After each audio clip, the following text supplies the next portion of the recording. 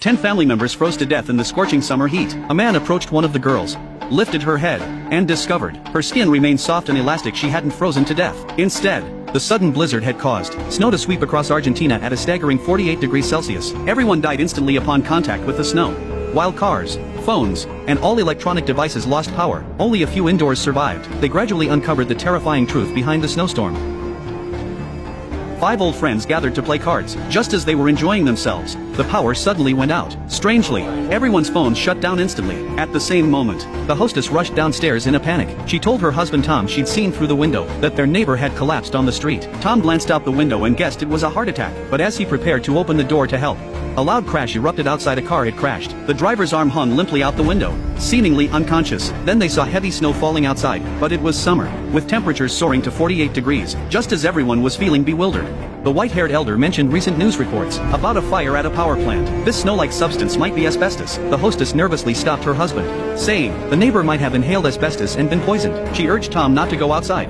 Then the white-haired man seemed to remember something. He frantically pulled out his phone to warn everyone to call their families and tell them not to go outside. But after taking out his phone, he realized it wouldn't turn on. Tom thought he could use the landline phone. He picked up the receiver and pressed a few buttons, only to find the landline wasn't working either. Now everyone realized the situation was serious. Fortunately, Tom remained relatively clear-headed and didn't just stand there waiting for disaster. He promptly directed everyone to use curtains and bedsheets to seal any drafts in the house with tape. While everyone worked, the old man seemed off. After staring blankly at the bed for a moment, he silently took clothes from the hanger and put them on. Then he tried to open the door and leave. When a friend stepped forward to stop him, he shoved the friend aside. Finally, muttering curses, he declared he was going to find the child. But the moment he stepped out of the room, disaster struck. Through the window, the friends saw the white-haired old man collapse instantly after stepping outside. His body froze as if frozen in time. All fell into a sorrowful silence. Just as they were discussing the cause, Juan saw something through the window. The light came on in the neighbor's window across the street. The neighbor pulled back the curtains. Juan raised his arm, trying to warn him not to open the window. But from that distance,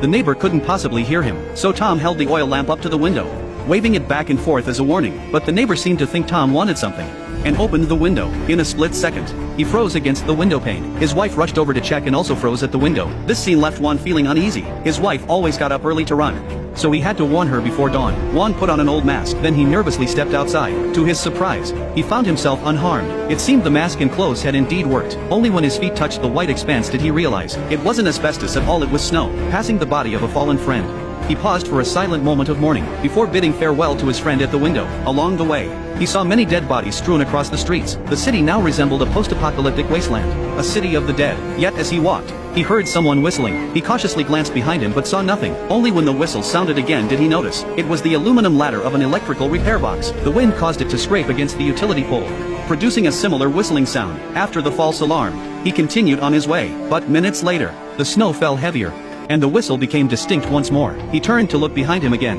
and this time he distinctly saw a figure behind him. The man appeared to be wearing a helmet and carrying a gun. Juan, fearing danger, quickened his pace and entered the nearby train station. Fortunately, the man didn't follow. After over 2 hours of rushing, Juan finally reached the building where he lived. As soon as he entered the building, he saw a strange little dog, with numerous plastic bags tied to its body. It seemed someone was using the dog for experiments, but upon finally reaching home, unease washed over him. The door stood ajar, unlocked. His wife must have been out. Suddenly, a noise came from outside. He stepped out to find a stranger stealing something. The stranger claimed ignorance, explaining he'd been sent by Juan's wife. Hearing she was safe, Juan let him go. Just then, his wife rushed back,